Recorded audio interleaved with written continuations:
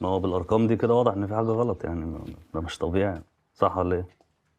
انا نفسي افهم حاجه، هو انت ليه ما بتنزلش قعده الحمام بعد ما بتخلص؟ احنا بريك 10 دقايق، اللي عايز يشرب قهوه يعمل اي حاجه يا جماعه. انت مجنونه يا بنتي؟ انا في زوم ميتنج وانت داخله تكلميني في القعده؟ ما هو انا ما كنتش اعرف انك في زوم ميتنج. فين المشكله؟ فين المشكله؟ في اني زهقت. انا محتاجاك تعمل لي اعتبار يعني يا امجد. اعمل لك اعتبار؟ اعمل ايه يعني؟ انت مش عايش في البيت ده لوحدك، في هنا بني ادم عايشه معاك وبتدخل نفس الحمام اللي انت بتدخله. ليه بقى انا لما ابقى عايزه ادخل الحمام لازم اعمل مجهود زياده وانزل القعده؟ هو يعني انا ما بعملش مجهود كفايه؟ انا بعمل مجهود وبنظف البيت وبخلي بالي منك وبخلي بالي من ليلى.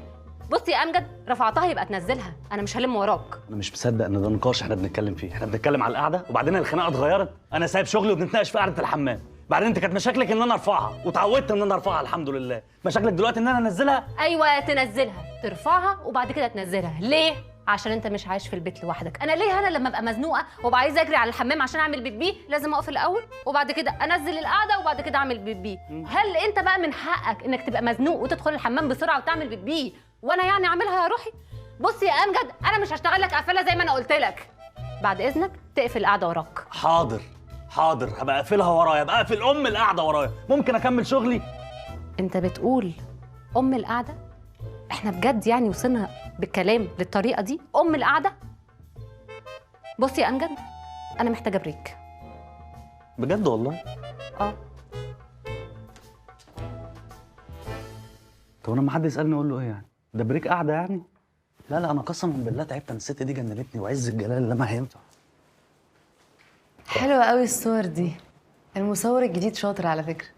طبعا، عشان تعرفي ان انا ليا نظره ما جايبي.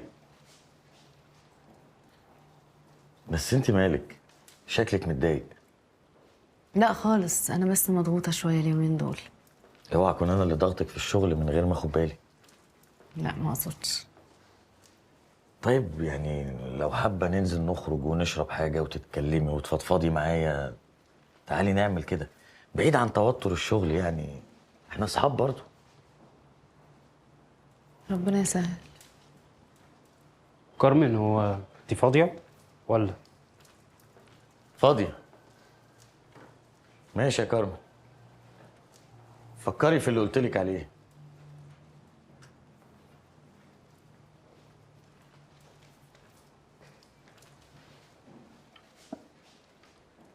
هو اللي بيحصل ده معناه ايه؟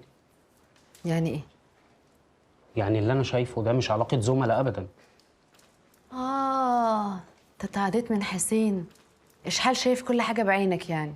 لا، هو عشان انا شايف كل حاجة بعيني وليا نظرة في الرجالة فبقول لك عمر ده مش تمام يا كارمن. أيوة أنا مالي؟ أنا بعامله كزميل ورئيسي في الشغل، أعمل إيه؟ لا انت مواربة الباب، اقفليه. انا قلت لك كنت حرة.